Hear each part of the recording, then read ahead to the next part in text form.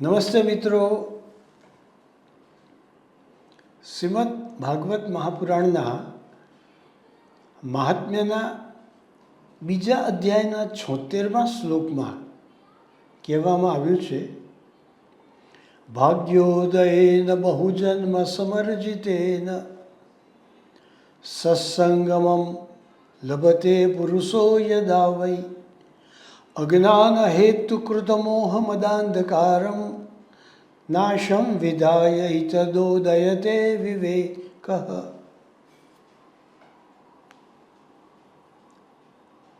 માણસનો ભાગ્યોદય થાય છે ત્યારે અનેક જન્મોથી એણે જે કંઈ સત્કર્મ કર્યા હોય એના પુણ્ય રૂપે આ ભાગ્યોદય થયો હોય છે. અને આવો ભાગ્યોદય થાય છે ત્યારે તેને સત્સંગ પ્રાપ્ત થાય છે. અને જ્યારે આ પ્રકારના સત્સંગનો તેને લાભ થાય છે ત્યારે અજ્ઞાનના કારણરૂપ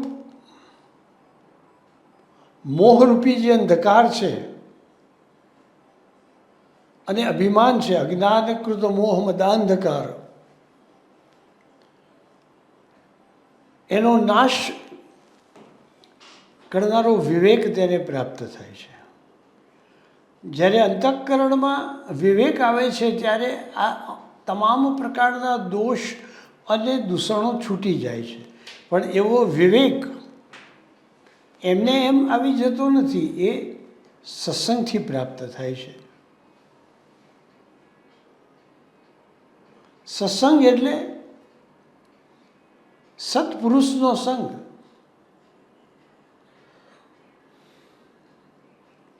જ્યાં સત્પુરુષ છે ત્યાં સર્વ પ્રકારના સદ્ગુણ છે, અને જ્યાં સર્વ પ્રકારના સદ્ગુણ છે ત્યાં સર્વ પ્રકારનું સાચું સુખ છે.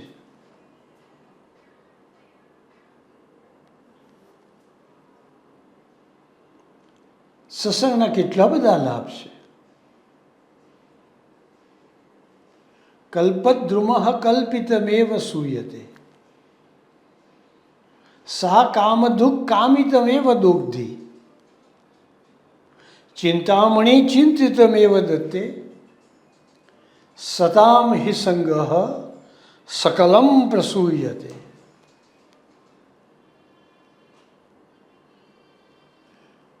કોઈ માણસે કલ્પવૃક્ષના નીચે બેસવાનું થઈ જાય તો કલ્પવૃક્ષના નીચે બેસીને માણસ જે વિચાર કરે એ એના સિદ્ધ થઈ જાય. કલ્પવૃક્ષનો ફાયદો છે કે જો તમે એના નીચે એની છાયામાં આવી ગયા અને તમે જે ઈચ્છા કરી, જે વિચાર કર્યા એ તમારા ફળીભૂત થઈ જાય. કલ્પદ્રુમઃ કલ્પિતમેવ સૂયતે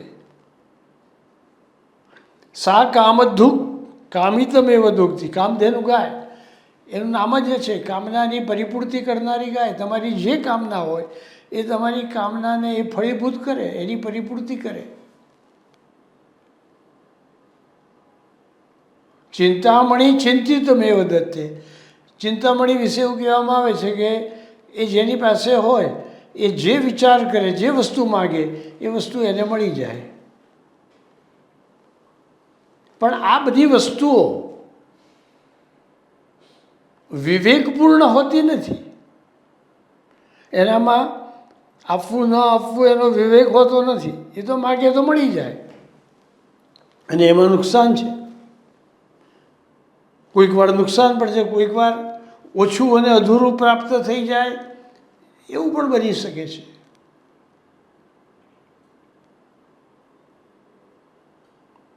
દાખલા તરીકે કોઈ માણસ કલ્પવૃક્ષ નીચે આવ્યો અને એની છાયામાં બેસીને એમ વિચાર કરે કે મને બહુ ભૂખ લાગી છે, અત્યંત સ્વાદિષ્ટ 56 ભોગ જેવો આહાર જો મને મળી જાય તો કેટલું સારું. અને જ્યાં એણે વિચાર કર્યો એની સાથે 56 ભોગ ત્યાં આવી ગયા. એક પછી એક બધા જુદા જુદા થાળ ત્યાં પ્રગટ થયા અને એમાં 56 ભોગની ભોજનની સામગ્રી પ્રગટ થઈ. એને થયું આ તો અદ્ભુત કહેવાય, હું અહીંયા જે વિચાર કરું છું એ બધું ફળીભૂત થઈ જાય છે. માથા ઉપર તડકો હતો સરસ મજાનો, જો વાદળો આવી જાય તો કેવું સારું. થાક લાગ્યો હતો તો એવું કે વરસાદના થોડા છાંટા પડે તો કેવું સારું, તો વરસાદના છાંટા પણ પડવા પડ્યા. જે વિચાર કરે બધું ફળીભૂત થાય. પણ પછી એકાએક એના મનમાં વિચાર આવ્યો કે આ તો નિર્જન જંગલ છે અને અહીંયા કોઈ વાઘ સિંહ જો નજીકમાં આવી જાય તો શું થાય. અને જેવો એણે વિચાર કર્યો એની સાથે જ વાઘ અને સિંહ એની એકદમ નજીક આવી ગયા. અને પછી એકદમ ભયભીત થઈને કે વિચારવા લાગ્યો કે આ વાઘ સિંહ મને ખાઈ તો નહીં જાય ને. અને જે વિચાર કરે એ વસ્તુ બને. એ વાઘ સિંહ નજીક આવીને તેને ફાડી ખાધો.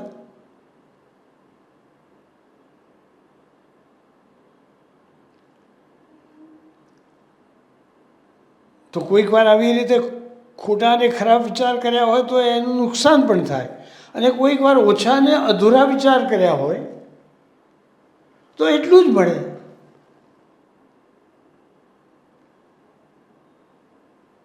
કોઈ ગરીબ માણસ એને નીચે આવીને બેઠો હોય એને એવો વિચાર કર્યો કે મને રૂખો સૂકો રોટલો મળી જાય તો કેવું સારું, તો રૂખો સૂકો રોટલો જ આવે. પેલા માણસે એવો વિચાર કર્યો કે સરસ મજાના 56 ભોગના જાત જાતના સ્વાદિષ્ટ ભોજન મને ખાવા મળે તો કેવું સારું, તો એવા ભોજન પ્રગટ થાય. માણસ જેવો વિચાર કરે એવું આ ત્રણેય વસ્તુ આપે છે. કલ્પવૃક્ષ હોય, કામધેનુ હોય કે ચિંતામણી હોય. પણ એમાં આ મર્યાદા છે. કોઈ વાર નુકસાન થાય, કોઈ વાર ઓછું મળે. પણ સત્સંગ જો પ્રાપ્ત થાય તો આ સુભાષિતના છેલ્લા ચરણમાં કહ્યું છે, સતામ હિ સંગ સકલમ પ્રસૂયતે. સત્સંગ બધી જ વસ્તુઓની પ્રાપ્તિ કરાવી દે છે અને બધું જે સારું છે એ પ્રાપ્ત કરાવે છે. સત્સંગ છે એ ખોટી વસ્તુ પ્રાપ્ત નથી કરાવતો. ધ્રુવજીના મનમાં એવી ઈચ્છા થઈ કે મને મારા પિતાના ખોળામાં બેસવા મળે તો કેવું સારું.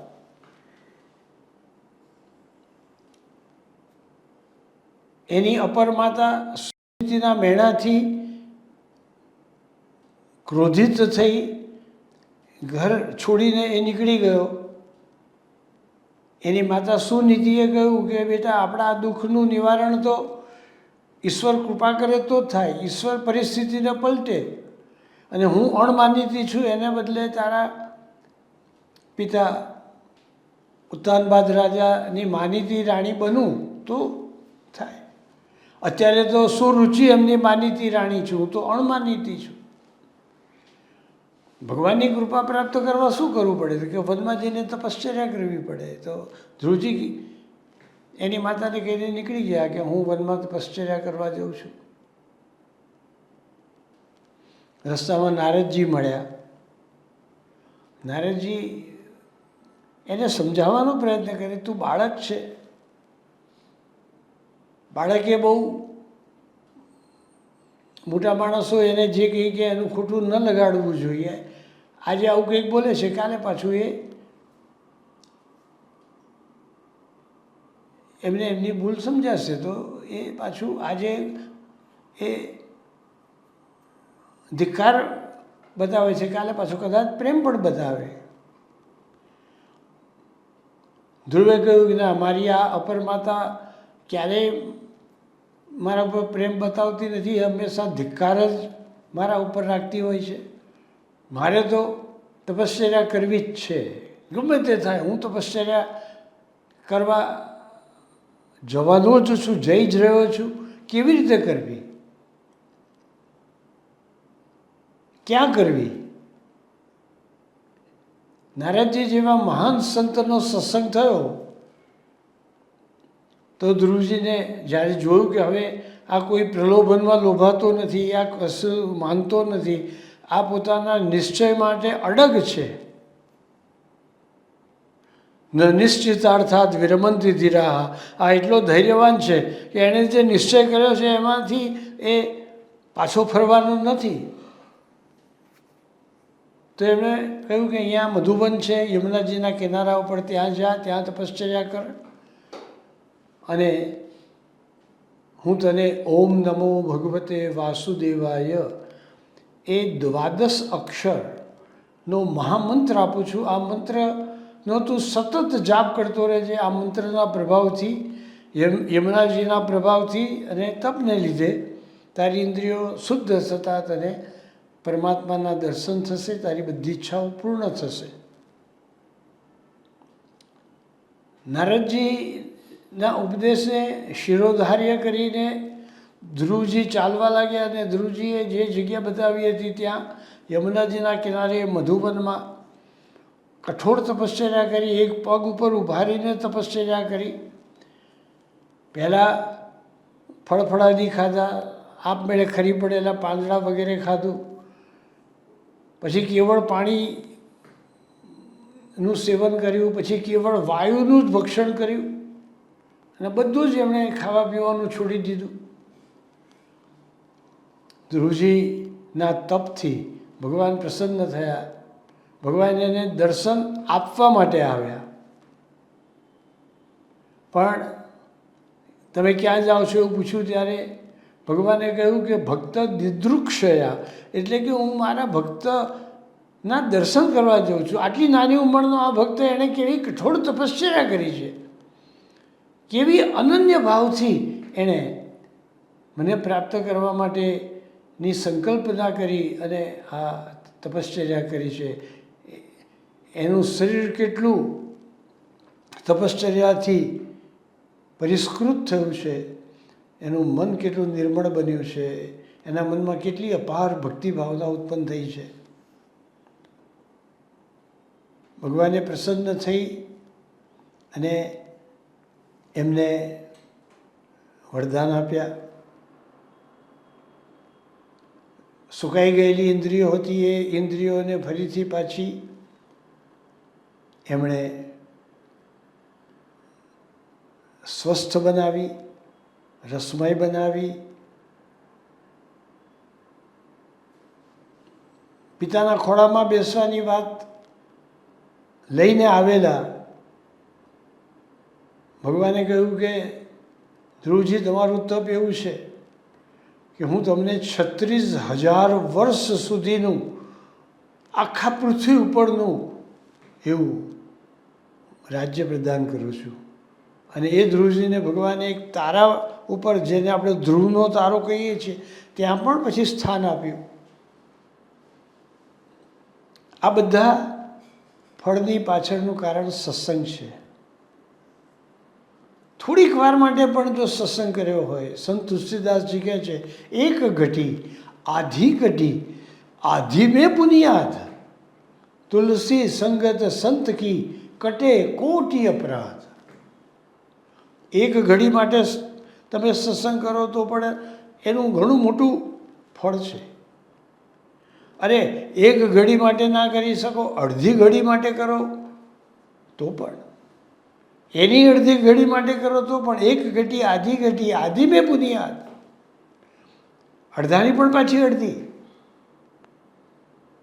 પણ જો એટલી વાર માટે પણ તમે કોઈ સાચા સત્પુરુષનો સંગ કર્યો હોય તો તમારા કરોડો પાપો નાશ પામી જાય છે, તમારામાં ભક્તિભાવનો ઉદય થાય છે. આવો સત્સંગ ભગવાનની કૃપા વિના પ્રાપ્ત થતો નથી. બિનુ હરિ કૃપા મિલહી ન સંતા. ભગવાનની કૃપા વિના સજ્જનોનો સંગ થતો જ નથી, સત્પુરુષો પાસે જવાતું જ નથી.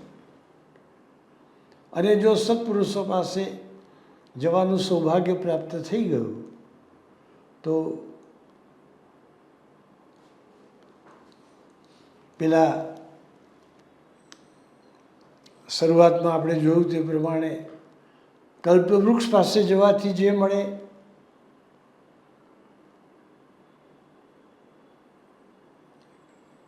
કામધેનુ ગાય પાસે જવાથી જે મળે, કે ચિંતામણી પાસે જવાથી જે મળે, એ બધા કરતાં વધારે.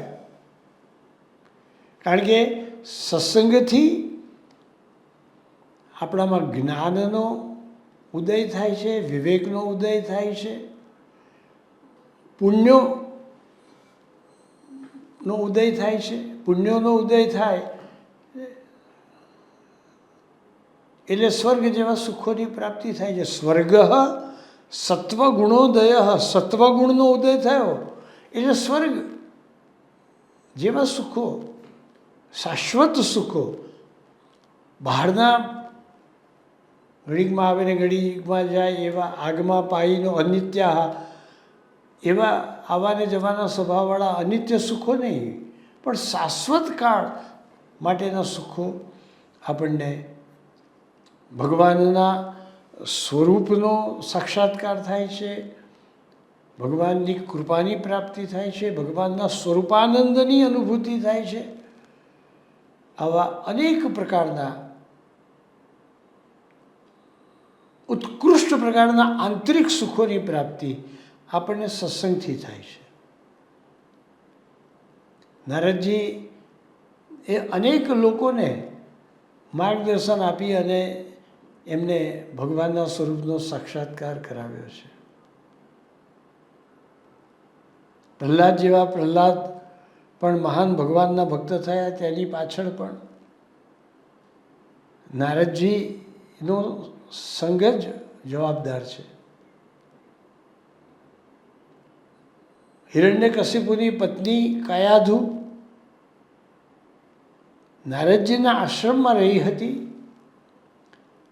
અને નારદજી પાસેથી ભક્તિના સંસ્કારો પ્રાપ્ત કર્યા, ભક્તિને લગતો ઉપદેશ એણે સાંભળ્યો. એ વખતે પ્રહલાદ એમના ગર્ભમાં હતા અને ગર્ભમાં રહેલા પ્રહલાદજીએ આ બધી વસ્તુઓનું શ્રવણ કર્યું. એને કારણે જ તે આવા મહાન ભગવત ભક્ત બન્યા.